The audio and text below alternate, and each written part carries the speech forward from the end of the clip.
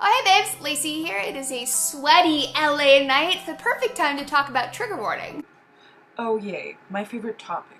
What do you have to say about these wonderful things, Lacey?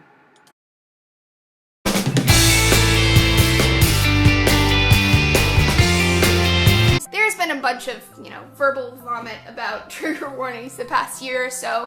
Yes, and a lot on Tumblr and Facebook, as well as YouTube. YouTube especially. Most recently, the University of Chicago released this letter to incoming freshmen. They said, quote, "Our commitment to academic freedom means we don't support so-called trigger warnings, we don't cancel invited speakers because their topics might prove controversial, and we don't condone the creation of intellectual safe spaces where individuals can retreat from ideas and perspectives at odds with their own." Good for them. More colleges should do this. The purpose of college is to teach and be a place for logical conversations on all topics. It is meant to challenge your points of view and make you uncomfortable.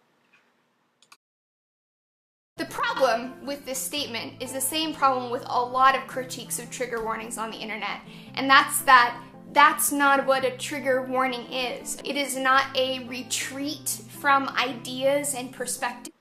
But it is. You walk away from things you don't like and can't handle. If it is actually being used in that way, then the trigger warning is being misused.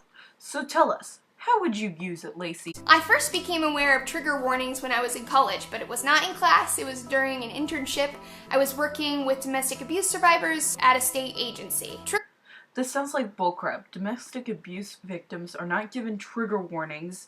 They are given safe spaces to hide from their attackers. Trigger warnings exist to give someone a little bit of a buffer before confronting them with information, graphics, whatever that may be deeply painful and upsetting.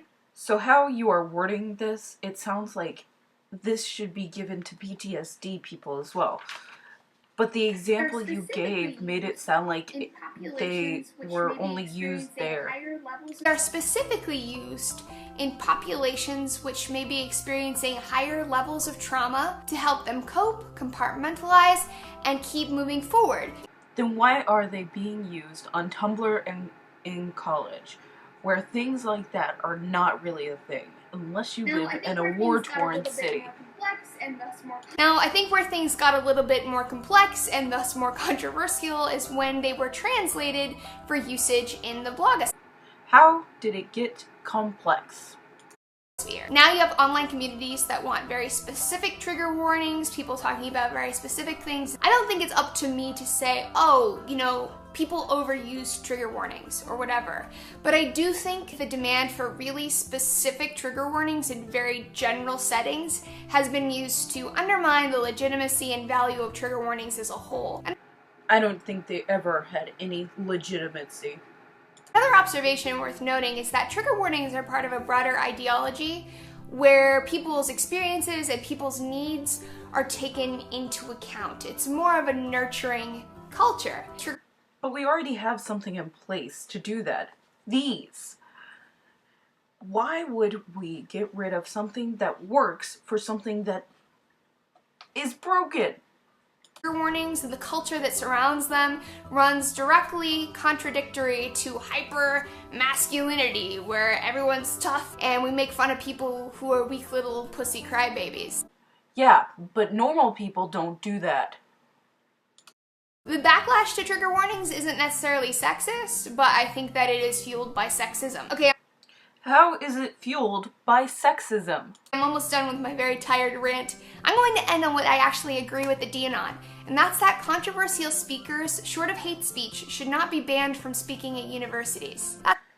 Who's to say what is hate speech? She goes on and talks about other things. I would like to thank a few people for their help with the channel. It really means a lot to me. Thank you, Mr. Silhouette, for the new logo, and the Satiritician for giving me some great tips and advice. So have a great day and goodbye.